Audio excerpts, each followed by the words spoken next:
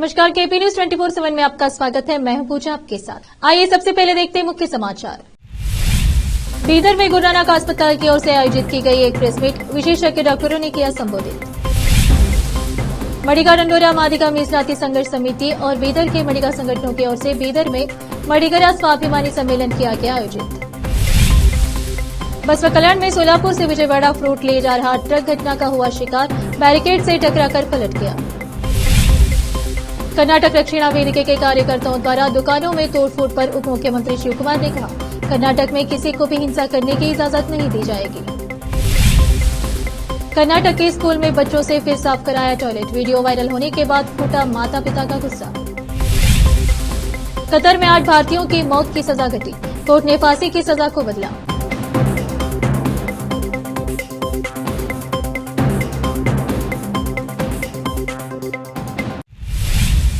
अब समाचार विस्तार से।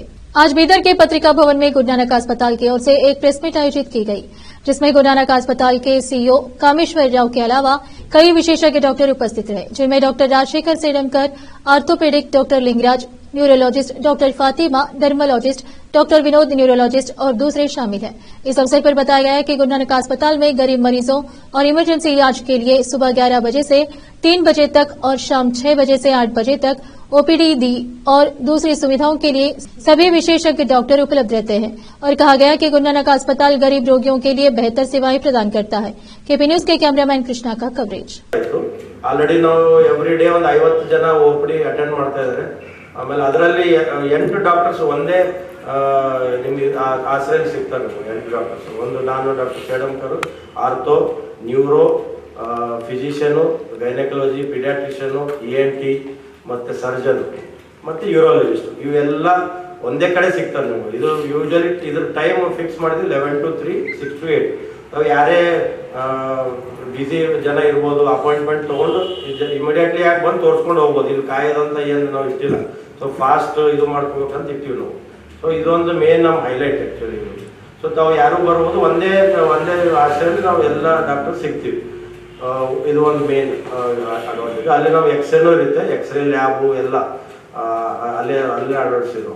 ಇನ್ನೊಂದು ಸೆಕೆಂಡ್ ಏನಂತಂದರೆ ನಮ್ಮ ಮೇನ್ ಒಂದು ಈಗ ನಾನು ಡಿಪಾರ್ಟ್ಮೆಂಟ್ ವೈಸ್ ಹೇಳ್ತೀನಿ, ರೈಟ್. ಯೂರಾಲಜಿ ಸರ್ಜರಿ ಈಗ ಬೀದರಲ್ಲಿ ಎಲ್ಲೂ ಲೇಸರ್ ಸರ್ಜರಿ ಇಲ್ಲ. ಬೀದರ್ ಯಾಕೆ ನಮ್ಮ ನಾರ್ತ್ ಕರ್ನಾಟಕದಲ್ಲಿ ಮೆಡಿಕಲ್ ಕಾಲೇಜ್ ಬಿಟ್ಟರೆ ಎಲ್ಲೂ ಇಲ್ಲ ಲೇಸರ್ ಸರ್ಜರಿ. ಮೊದಲು ಏನು ಮಾಡ್ತಿದ್ರು, ದೊಡ್ಡ ದೊಡ್ಡ ಸ್ಟೋನ್ಸ್ ಇದ್ರೆ ಅದಕ್ಕೆ PCNL ಅಂತ ಹೇಳಿ ಅದಕ್ಕೆ ಸರ್ಜರಿ ಮಾಡಿ ತೆಗಿತಿದ್ರು, ಓಪನ್ ಮಾಡ್ತಿದ್ರು. ಈಗ ಏನು ಮಾಡ್ತಾರೆ, ಅದು ಇದರಿಂದ ಲೇಸರಿಂದ ಬ್ಲಾಸ್ಟ್ ಮಾಡಿ ತೆಗಿತಾರೆ. ಸೊ ನಾನ್ ಸರ್ಜಿಕಲ್ ಪ್ರೊಸೀಜರ್ 1 day ಹೋಗ್ತಾರೆ ಅವರು. ಅದು ಒಂದು ಮೇನ್ ನಮ್ಮ ಹೈಲೈಟ್ ಮಾಡೋದು ಲೇಸರ್ ಸರ್ಜರಿ. ಆಮೇಲೆ ಇವು ಎಲ್ಲ ನಾವು ನಿಮ್ಮದು ಆರೋಗ್ಯ 800 ರೂಪಾಯಿ ಕೊಟ್ಟು ಅವರು ಮೆಂಬರ್ ಮಾಡ್ತಾರೆ. ಕೋಆಪರೇಟಿವ್ ಸೊಸೈಟಿ ಇರ್ಬೋದು, ಅರ್ಬನ್ ರೂರಲ್ ಅಂತ ಇದೆ ಅದರಲ್ಲಿ. ಆಮೇಲೆ ರೂರಲ್ದವರಿಗೆ ಏನೋ 300 ಇದೆ, ಅರ್ಬನ್ 800 ಇದೆ, SC ST ಫ್ರೀ ಇದೆ ಅವರು. ಅದೀಗ ಮೆಂಬರ್ಶಿಪ್ ಸ್ಟಾರ್ಟ್ ಆಗ್ತದೆ ಫಸ್ಟಿಂದ. ಸೊ ಹಳೆಯದು ಮೆಂಬರ್ಶಿಪ್ಪಿಗೆ ಫಸ್ಟಿಗೆ ಮುಗಿದು ನೆಕ್ಸ್ಟ್ ಸ್ಟಾರ್ಟ್ ಆಗ್ತದೆ. ಸೊ ಅದು ಯಶಸ್ವಿನಿ. ಸೊ ಇದರಲ್ಲಿ ತಾವು ಯಾವುದೇ ಪ್ರೊಸೀಜರ್ನು ತಾವು ಅದು ಸದುಪಯೋಗ ಪಡಿಸ್ಕೋಬೋದು. हम लोगों का कैसा है, ऑलरेडी लोगों में ट्रस्ट बन चुका है, तो हम लोगों को भेजो करके बोलने की जरूरत नहीं पड़ती, अपने आप केसेस आते हैं, तो फिर कमीशन की बात ही नहीं बैठती। जो नए हॉस्पिटल्स हैं जिसको अपना नाम बनाना है, उसमें से भी हर कोई नहीं, कुछ लोग ऐसा शायद करते होंगे, बट गुरु नानक में ये प्रैक्टिस फॉलो नहीं होती। वो क्या हो गया आजकल हॉस्पिटल बोल तो लोग घबरा रहे।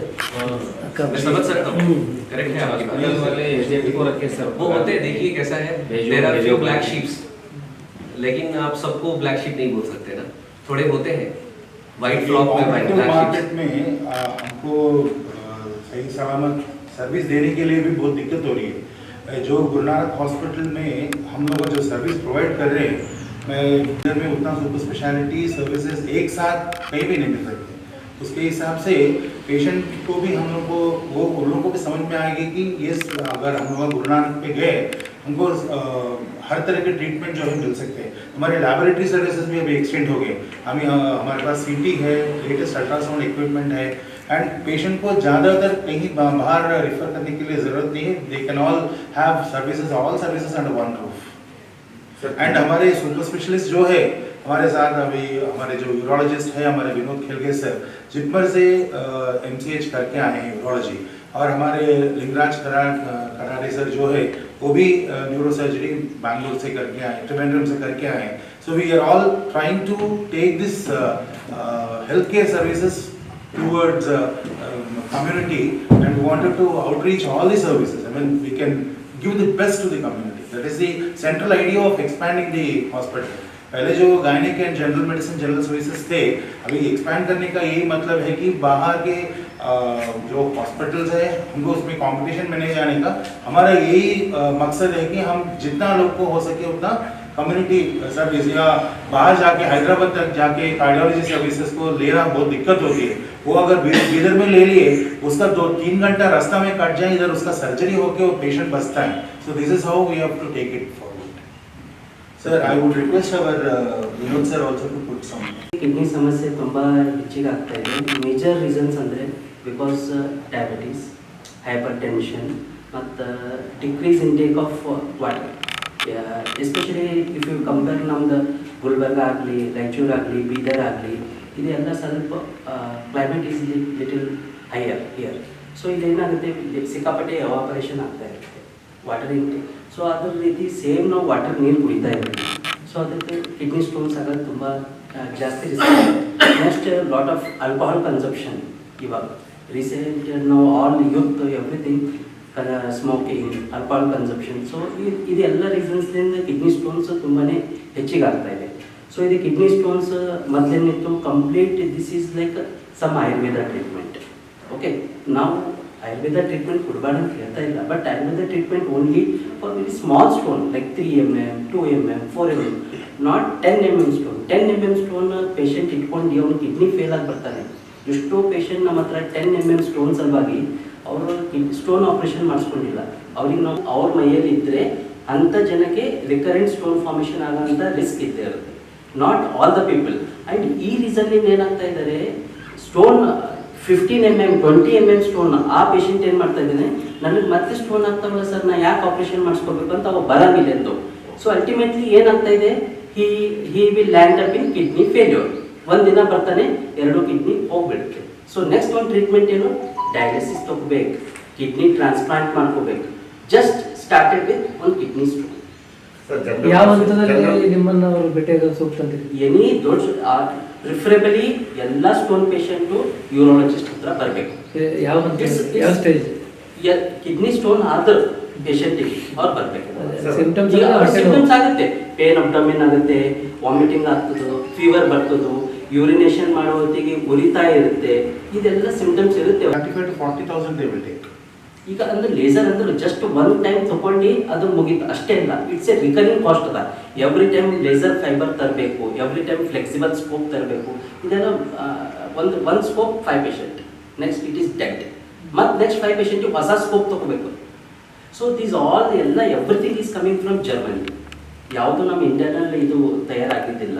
ಎವ್ರಿಥಿಂಗ್ ಈಸ್ ಜರ್ಮನಿಂದ ಇಂಪೋರ್ಟೆಡ್ ಸಾಮಾನು ಇದ್ದವು, ಲೇಸರ್ ಆಗಲಿ, ಫ್ಲೆಕ್ಸಿಬಲ್ ಸ್ಕೋಪ್ ಆಗಲಿ. ಸೊ ಇವನ್ ಇದು ಹೈಯರ್ ಲೈಕ್ ಸೋಲಾಪುರ್, ಹೈದ್ರಾಬಾದ್ನಲ್ಲಿ ಎಷ್ಟು ಚಾರ್ಜ್ ಮಾಡ್ತಾ ಇದ್ದಾರೆ ಅದಕ್ಕಿಂತ 50% ರಿಡಕ್ಷನ್ ಇದೆ ನಮಗೆ. Fatima Chanda. I'm a dermatologist and cosmetologist. I recently got attached to Guru hospitals, and I feel honored to be a part of Guru Hospital as it's the oldest and famous hospital in Bidar. Today I want to focus on 2 things. First is the opening of this OPD block, which not many people are knowing still. It's been 3-4 months, but yet there are people who don't know about it. Secondly, so many specialists are under one roof, as we have senior expertise talented doctors are Dr. Sedulkar sir and Madna sir. We have super specialists which patients are not knowing yet, and we are almost covering all the specialities. Shortly we are coming up with camps, which our CEO will tell you. आज गुरुवार 28 दिसंबर को बीदर के Nehru stadium में wushu खेल प्रतियोगिता का उद्घाटन समारोह आयोजित किया गया। यह खेल प्रतियोगिता आज 28 दिसंबर से शुरू होकर 30 दिसंबर को समाप्त होगा। इस प्रतियोगिता में राज्य भर से कई खिलाड़ी भाग ले रहे हैं। इस वुशु प्रतियोगिता में विजयी होने वाले खिलाड़ियों को पुरस्कार दिए जाएंगे। पिछले दिनों 22 दिसंबर को बेंगलुरु में बीदर की प्रसिद्ध शैक्षणिक संस्था नूर एजुकेशन सोसाइटी की ओर से चलाए जाने वाले नूर कॉलेज के प्रिंसिपल डॉक्टर मोहम्मद इमरान मसूद को उनकी शैक्षणिक सेवाओं को देखते हुए उन्हें डॉक्टर एपीजे अब्दुल कलाम रत्न अवार्ड 2023 प्रदान किया गया। आज नेहरू स्टेडियम में आयोजित इस वुशु खेल प्रतियोगिता उद्घाटन समारोह के दौरान नूर कॉलेज के प्रिंसिपल डॉक्टर मोहम्मद इमरान मसूद को शाल और फूलमाला पहनाकर सम्मानित किया गया और एक यादगार मोमेंटो भी दिया गया।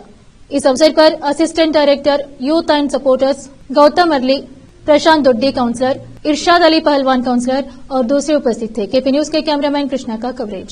उनकी पूरी टीम को ढेर सारी मुबारकबाद देता हूँ और बाहर से हमारे जितने भी ऑफिशियल्स और स्टूडेंट्स पार्टिसिपेंट्स जो आए हैं, मैं सबका बीदर की ओर से वेलकम करता हूँ। दोस्तों, ऐसे प्रोग्राम होने चाहिए क्योंकि आजकल के दौर में हमारे बच्चे, हमारे नौजवान सिर्फ मोबाइलों में जो है ना अपना जीवन खराब कर रहे हैं। ऐसे एक्टिविटीज में अपनी हेल्थ अच्छी रहती है और अपना एक एम होता है कि आगे हम क्या बन सके। क्योंकि मैं स्पोर्ट से जुड़ा हुआ हूँ, काफ़ी बहुत से प्रोग्राम पहले हम करते थे, लेकिन हम जब से पॉलिटिक्स में आए हैं वो चीज़ कम हो चुकी है। आगे आने वाले वक्त में भी एक हम रेसलिंग का भी प्रोग्राम रखेंगे, तभी लोग का साथ होना उसमें। तो लिहाजा मैं ज़्यादा टाइम नहीं लेते हुए ऐसे प्रोग्राम में जो भी बढ़कर काम कर रहे हैं उनके साथ हैं। खासकर सुविधान शुरू से स्पोर्ट्स में, कराटों में आगे जो है बढ़कर प्रोग्राम करते थे। विजय उत्सव में होंगे, कहाँ भी होंगे, जो भी प्रोग्राम रहते थे हम उनको हेल्प करते थे। लिहाजा यहाँ पे हमको जो बुलाकर वो लोग ने जो इज्जत दी है, मैं सबका धन्यवाद अर्पित करता हूँ। आज गुरुवार 28 दिसंबर को माडिका डंडोरा मादिका मीसलाती संघर्ष समिति और बीदर के माडिका संगठनों की ओर से बीदर के डॉक्टर चन्नबसवण्ण पट्टादेवरू रंग मंदिर में मडिग्रा स्वाभिमानी सम्मेलन आयोजित किया गया। इस सम्मेलन का उद्घाटन सामाजिक न्याय और अधिकारिता राज्य मंत्री भारत सरकार ए नारायण स्वामी ने किया, जबकि माडिका डंडोरा संघर्ष समिति के प्रदेश कार्यकारी अध्यक्ष फर्नांडी सिप्पलगांव ने की। मारुति बौद्धे राज्य आयोजन समन्वयक दलित संघर्ष समिति बेंगलुरु राजू कडियाल और देवेंद्रनाथ नाथ पूर्व अध्यक्ष धुमंतु विकास निगम बेंगलुरु के अलावा दूसरे अतिथि थे। केपी न्यूज के कैमरामैन कृष्णा का कवरेज। ಜೈಲಿಗೆ ಹೋಗಿದ್ದೀವಿ, ಲಾಠಿ ತಿಂದಿವಿ। ಉದಾಹರಣೆಗೆ ಹೇಳಬೇಕಂದ್ರೆ ನಾನು ಸ್ವಾಮಿ ಬೀದರ್ನಲ್ಲಿ 2012ರಲ್ಲಿ ಅಂದಿನ ಜಿಲ್ಲಾ ಉಸ್ತುವಾರಿ ಸಚಿವರಾಗಿರ್ತಕ್ಕಂಥ ನಮ್ಮ ಸುನೀಲ್ ಒಲ್ಲೆಪ್ಪರವರಿದ್ದರು। ಅವತ್ತು ನಾವು ಇಡೀ ರಾಜ್ಯದಂಥ ಮಾದಿಗರ ವತಿಯಿಂದ ಕಪ್ಪು ಬಾವುಟ ಪ್ರದರ್ಶನ ಇತ್ತು। ಏನಂದರೆ ಲಿಂಬಾವಳಿಯವರು ಹಾಗೆ ಸುನೀಲ್ ಒಲ್ಲೆಪ್ಪರವರು ನಾವು ಯಾವುದೇ ಕಾರಣಕ್ಕೆ ಸದಸ್ಯ ಆಯೋಗ ಮಾಡ್ಲಿಕ್ಕೆ ಬಿಡೋದಿಲ್ಲ ಅಂದಾಗ ಬೀದರ್ ಜಿಲ್ಲೆ ಉಸ್ತುವಾರಿ ಇದ್ದರು। ಅವಾಗ ಬಂದಾಗ ನಾವು ಕಪ್ಪು ಬಾವುಟ ಹರಿದ್ವಿ। ಸುಮಾರು 28 ಜನ ರೌಡಿ ಶೀಟ್ ಮಾಡಿದ್ರೆ ಅದರಲ್ಲಿ 25 ಜನ ಮನೆಯಲ್ಲಿದ್ವಿ ನಾವು। ಇವತ್ತು ರೌಡಿ ಶೀಟ್ ನಮ್ಮ ಮೇಲೆ ಇದೆ। ಹೇಳೋ ಅರ್ಥ ನಾವೆಲ್ಲರೂ ಹೋರಾಟ ಮಾಡ್ಕೊತಾ ಬಂದೀವಿ। ದಂಡೋರ ಇರ್ಬೋದು, MRHS ಇರ್ಬೋದು, ಆದಿಜಾಂಬ ಇರ್ಬೋದು, ಮಾತಂಗ್ ಶೇಖ್ ಇರ್ಬೋದು, ಎಲ್ಲರೂ ಪ್ರತಿ ಹಂತದಲ್ಲಿ ಅನೇಕ ಹೋರಾಟ ಮಾಡ್ಕೊತಾ ಬಂದೀವಿ। ನಮ್ಮೆಲ್ಲರ ಉದ್ದೇಶ ಒಂದೇ ಇತ್ತು, ಸದಾಶಿವ ಒಳ ಮೀಸಲು ಜಾರಿ ಆಗಬೇಕಂತ। ಈ ದೇಶದ ಪ್ರಧಾನಿ ನರೇಂದ್ರ ಮೋದಿ ಅವರು ಅವರ ಮೋದಿ ಗ್ಯಾರಂಟಿಯನ್ನ ಮೈಕ್ ಬಂದ್ರಿ ಮೈಕ್ ದೇಶದ ಕ್ಯಾಬಿನೆಟ್ ಸೆಕ್ರೆಟರಿಗಳ ಕಮಿಟಿಯನ್ನ ಮಾಡೋದ್ರ ಮುಖಾಂತರ ಸೋಷಿಯಲ್ ಜಸ್ಟಿಸ್ ಸೆಕ್ರೆಟರಿ ಅವರು ಅದರ ಮೆಂಬರ್ ಆಗಿದ್ದಾರೆ। 5 ಜನ ಕಮಿಟಿಗಳನ್ನು ಘೋಷಣೆ ಆಗಿ ಅದು ಗೌರ್ಮೆಂಟ್ ಆರ್ಡರ್ ಆಗಿದೆ। ಈ ಒಳ ಮೀಸಲಾತಿಗೆ ಸಂಬಂಧಪಟ್ಟಂತೆ ಸುಪ್ರೀಂ ಕೋರ್ಟಲ್ಲಿ ಅಥವಾ ಡಿಪಾರ್ಟ್ಮೆಂಟ್ ಅಡ್ವೊಕೇಸಿಯಲ್ಲಿ ಏನು ಸಲಹೆ ಮಾರ್ಗದರ್ಶನ ಕೊಡಬೇಕು ಈ ದಿಕ್ಕಿನಲ್ಲಿ ಸುಪ್ರೀಂ ಕೋರ್ಟ್ ಆದಷ್ಟು ಬೇಗ ಈ ಕೇಸನ್ನು ತೀರ್ಮಾನ ಮಾಡಬೇಕಂತ ಪತ್ರವನ್ನು ಸಹ ಸುಪ್ರೀಂ ಕೋರ್ಟ್ಗೆ ರವಾನೆ ಮಾಡಿದ್ದಾರೆ।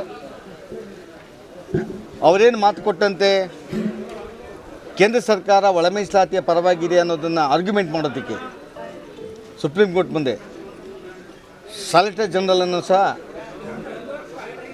ಅವರು ಇಂಪ್ಲಿಮೆಂಟ್ ಮಾಡಿದ್ದಾರೆ, ಅದು ದಾಖಲೆಗಳಾಗಿದೆ।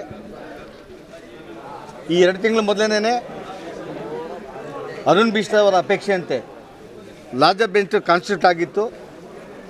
ಆ ಲಾರ್ಜರ್ ಬೆಂಚ್ ಮತ್ತೆ ಹಿಯರಿಂಗ್ ಮಾಡಿ ಜನವರಿ 17ನೇ ತಾರೀಕು ಆರ್ಗ್ಯುಮೆಂಟ್ ಪ್ರಾರಂಭ ಆಗ್ತದೆ. ಆರ್ಗ್ಯುಮೆಂಟು ಭಾಳ ದಿನ ತೆಗೆದುಕೊಳ್ಳೋದಿಲ್ಲ. ಅದು ಕಾನ್ಸ್ಟಿಟ್ಯೂಷನಲ್ ಬೆಂಚ್ ಆಗಿರೋದ್ರಿಂದ ಆದಷ್ಟು ಬೇಗ ಚರ್ಚೆಗಳಾಗಿ ನನಗೆ ವಿಶ್ವಾಸ ಇದೆ ಅರುಣ್ ಮಿಶ್ರಾ ಅವರ ಜಡ್ಜ್ಮೆಂಟ್ನ ಕನ್ಕ್ಲೂಡ್ ಏನು ಮಾಡಿದ್ದಾರೆ. 7 ಬೆಂಚು ಸಹ ಈ ದೇಶದ ಅನೇಕ ಕಮಿಷನ್ ಆಯೋಗಗಳ ವರದಿಯ ಆಧಾರದ ಮೇಲೆ ಒಳ ಮೀಸಲಾತಿ ಜಾರಿಯಾಗ್ತದೆ. ಮೋದಿಯವರು ನಮ್ಮ ಪರವಾಗಿದ್ದಾರೆ, ಕೇಂದ್ರ ಸರ್ಕಾರ ನಮ್ಮ ಪರವಾಗಿದೆ. ಆದ್ದರಿಂದ ಫೆಬ್ರವರಿಯಲ್ಲಿ ಅದನ್ನು ನಿರೀಕ್ಷಣೆ ಮಾಡ್ತೇನೆ. ಸರ್, ವಿರೋಧ ಪಕ್ಷದವರು ಎಲ್ಲ ಒಂದು ಕಡೆ ಇದೊಂದು ರಾಜಕೀಯ ಗಿಮಿಕ್ ಅನ್ನುವಂಥ ಮಾತನ್ನು ಹೇಳ್ತಾರೆ ಸರ್. ಅದಕ್ಕೆ ಹೇಳಿದ್ದೀನಿ ಸರ್, ಇದ್ದಾಗೆ ಹೇಗಿದು ಸಾಧ್ಯ ಆಯಿತು ಅನ್ನುವಂಥ ಮಾತು ಸರ್. ಇದು 1.5 ವರ್ಷದಿಂದ ಕರ್ನಾಟಕದ ಮಾದಿಗ ಸಮುದಾಯದವರು ನೋಂದಣಿಯಾದಂಥ ಒಂದು ಸಂಘಟನೆ ಬೇಕಂತ ಹೇಳಿದಾಗ ತೆಲಂಗಾಣದ ಮಂದಕೃಷ್ಣ ಮಾದಿಗರವರ ಅವರು ಅಪ್ಲಿಕೇಶನ್ನಲ್ಲಿ ವಕಾಲತ್ತಲ್ಲಿ ಕೇಸು ದಾಖಲಿಸಿ ಮುಕುಲ್ ರೋಡ್ಗೆ ಅವನ್ನು ಮಡಗಿದ್ದಾರೆ. ಅದು ನಾನು ನೀವು ತಿಚ್ಚಕ್ಕಾಗೋದಿಲ್ಲ. ಸುಪ್ರೀಂ ಕೋರ್ಟ್ಗಳಲ್ಲಿ ದಾಖಲೆಗಳಿದೆ. 7 ಬೆಂಚ್ ಲಾಸ್ಟ್ ಕಾನ್ಸ್ಟಿಟ್ಯೂಟ್ ಮಾಡೋದಕ್ಕೂ ದಾಖಲೆಗಳಿದೆ. 7 ಬೆಂಚ್ ಆರ್ಗ್ಯುಮೆಂಟ್ ಪ್ರತಿ ಈಗ ಇತ್ತೀಚೆಗೆ ಎಲ್ಲ ಜಡ್ಜ್ಮೆಂಟ್ಗಳು ಎಲ್ಲ ಆರ್ಗ್ಯುಮೆಂಟ್ಗಳನ್ನು ರೆಕಾರ್ಡ್ ಆಗ್ತದೆ. ಬೇಕು ಅಂದರೆ ಎಲ್ಲ ಕೇಸ್ಗಳು ಡಾಕ್ಯುಮೆಂಟ್ಸ್ ಏನೇನು ಆರ್ಗ್ಯೂ ಅಂತ ಕಳಿಸ್ಕೊಡ್ತೀನಿ ಸರ್. ಯಾವ ಮುಖ್ಯಮಂತ್ರಿಗೆ ಬೇಕು ಅಂತ ಕಾಂಗ್ರೆಸ್ ಅವ್ರಿಗೆ ಯಾರಿಗೆ ಬೇಕೋ ಎಲ್ಲ ಕಳಿಸ್ಕೊಡ್ತೀನಿ. ಏನೇನು ಹೇಳಿದ್ರು, ಏನು ಆರ್ಗ್ಯೂ ಆಯಿತು, ಜಡ್ಜ್ ಹೇಳೋದನ್ನು ನಾನು ಕಳಿಸ್ಕೊಡ್ತೀನಿ. ಆ ದಾಖಲೆ ಆದಾದಮೇಲೆ ನಮ್ಮನ್ನು ನಂಬಿ ಸರ್. सोलापुर से विजयवाड़ा फ्रूट ले जा रहा ट्रक सुबह 7:30 बजे बसवा कल्याण के त्रिपुरांत के मोड़ पर घटना का शिकार हो गया। यह ट्रक घटना चालक को नींद आने से और गाड़ी कंट्रोल न होने के कारण रोड के किनारे लगे सेफ्टी बैरिकेड से टकराकर पलटी हो गई। बसवा कल्याण के पूर्व विधायक मल्लिकार्जुन कुबा वहां से जा रहे थे।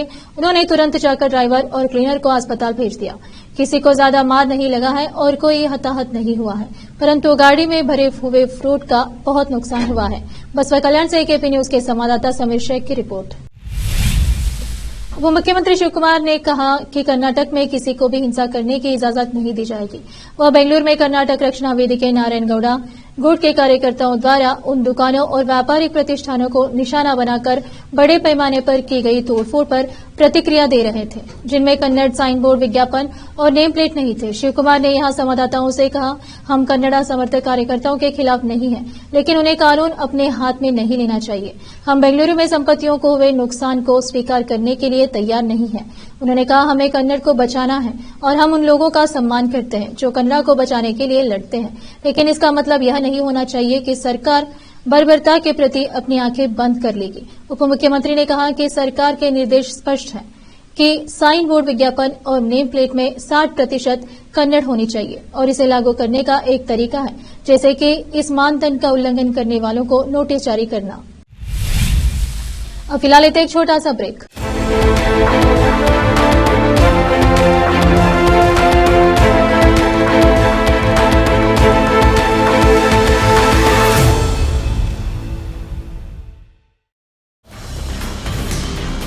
हिंदुस्तान के हर कोने में हम हैं मौजूद। 24 घंटे हालात पर गहरी नजर, खबरों से जुड़े चुपते सवालात और आपको दिखाता है धार्मिक, सामाजिक, राजनीतिक, लोकल और इंटरनेशनल न्यूज की सबसे बेहतर कवरेज, जो आपको रखती है हर पल बाखबर। देश और दुनिया भर की खबर के लिए देखते रहें केपी न्यूज 24/7। ब्रेक के बाद आपका स्वागत है। आइए देखते हैं समाचार। कर्नाटक के शिवमोगा में एक हैरान करने वाली घटना सामने आई है। यहां पर एक स्कूल में बच्चों के शौचालय साफ करने और झाड़ू लगाने के लिए मजबूर किया गया। इस घटना का वीडियो तेजी से वायरल हो रहा है। वीडियो सामने आने के बाद बच्चों के माता पिता ने गुस्सा जाहिर किया। बता दें कि शिवमोगा राज्य के शिक्षा मंत्री मधु बंगारप्पा का गृह जिला है। बच्चों से सफाई कराए जाने का मामला सामने आने के बाद ब्लॉक शिक्षा अधिकारी ने मामले में एक रिपोर्ट दर्ज की है। चौंकाने वाली यह घटना पिछले हफ्ते हुई थी, लेकिन इसका वीडियो अब सामने आया है। स्कूल के प्रिंसिपल ने बताया कि बीडीए के छात्रों को सिर्फ पानी डालने के लिए कहा गया था, न कि शौचालय साफ करने के लिए।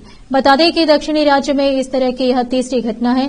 पिछले हफ्ते कर्नाटक की राजधानी बेंगलुरु के एक सरकारी स्कूल के छात्रों को भी शौचालय साफ करते हुए पाया गया था, जिसके बाद गुस्साए अभिभावकों और कार्यकर्ताओं ने शहर के आंध्रहल्ली इलाके में स्कूल के बाहर विरोध प्रदर्शन किया था। इस घटना की शिक्षा मंत्री मधु बंगारप्पा ने निंदा की थी। हालांकि उन्होंने अपने गृह जिले में हुई घटना पर अब तक कोई प्रतिक्रिया नहीं दी है। सभी राजनीतिक दल अगले साल होने वाले लोकसभा चुनाव की तैयारियों में जुट गए हैं। समाजवादी पार्टी भी उत्तर प्रदेश में इलेक्शन की तैयारियां कर रही है। इस बीच सपा के राष्ट्रीय अध्यक्ष और पूर्व मुख्यमंत्री अखिलेश यादव ने इंडिया गठबंधन की जीत को लेकर बड़ा दावा किया है। अखिलेश यादव के मुताबिक अगले साल होने वाले लोकसभा चुनाव में इंडिया गठबंधन उत्तर प्रदेश की सभी 80 सीटों पर जीत दर्ज करेगा। उन्होंने कहा, समाजवादी पार्टी लोकसभा चुनाव की तैयारियों में जुटी हुई है। इंडिया गठबंधन उत्तर प्रदेश की 80 लोकसभा सीटें जीतेगा। पूर्व सीएम ने यह भी कहा कि 80 सीटें जीतकर बीजेपी को सत्ता से बाहर करना है।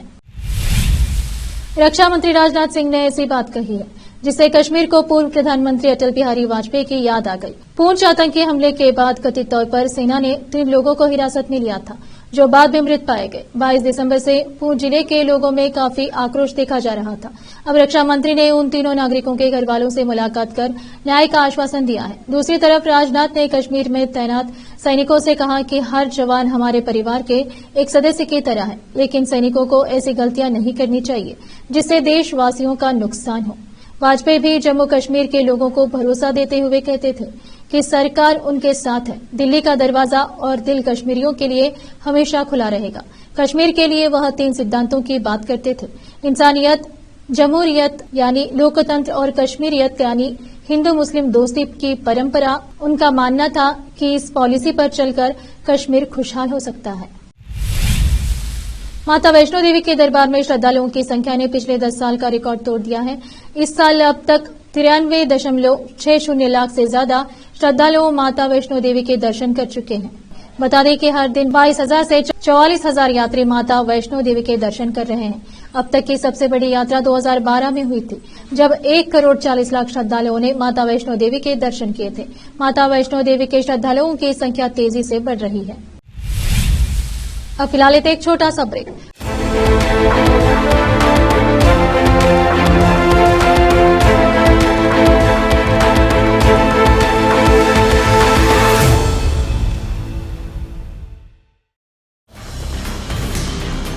हिंदुस्तान के हर कोने में हम हैं मौजूद। 24 घंटे हालात पर गहरी नजर, खबरों से जुड़े चुपते सवालात और आपको दिखाता है धार्मिक, सामाजिक, राजनीतिक, लोकल और इंटरनेशनल न्यूज की सबसे बेहतर कवरेज, जो आपको रखती है हर पल बाखबर। देश और दुनिया भर की खबर के लिए देखते रहें केपी न्यूज 24/7। ब्रेक के बाद आपका स्वागत है। आइए देखते हैं समाचार। भारत के सबसे दिग्गज बिजनेसमैन में से एक रतन टाटा आज अपना 86वां जन्मदिन मना रहे हैं। टाटा सन्स के चेयरमैन न केवल बिजनेस की दुनिया में अपने योगदान के लिए जाने जाते हैं, बल्कि अपने दरियादिली की वजह से वह अक्सर चर्चाओं में बने रहते हैं। कतर में कथित जासूसी के आरोप में फांसी की सजा पाए नेवी के 8 पूर्व कर्मियों को बड़ी राहत मिली है। कोर्ट ने फांसी की सजा को रोक दिया है। मौत की सजा के खिलाफ भारत की तरफ से अपील दाखिल की गई थी। कतर की अदालत ने 26 अक्टूबर को नौसेना के 8 पूर्व अधिकारियों को फांसी की सजा सुनाई थी।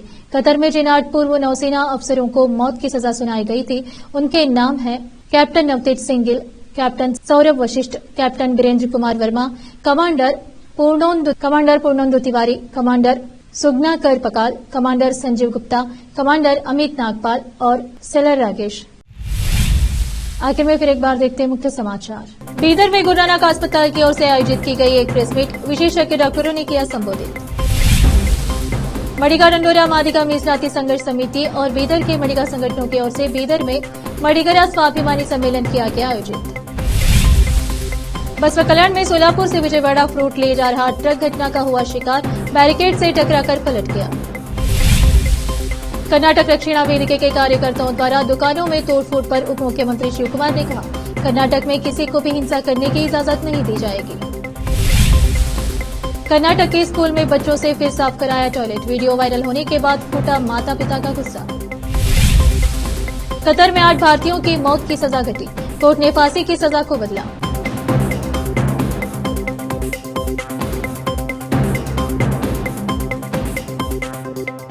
केपी न्यूज में इतना ही। देश प्रदेश के समाचारों के लिए देखते रहिए केपी न्यूज 24/7। धन्यवाद।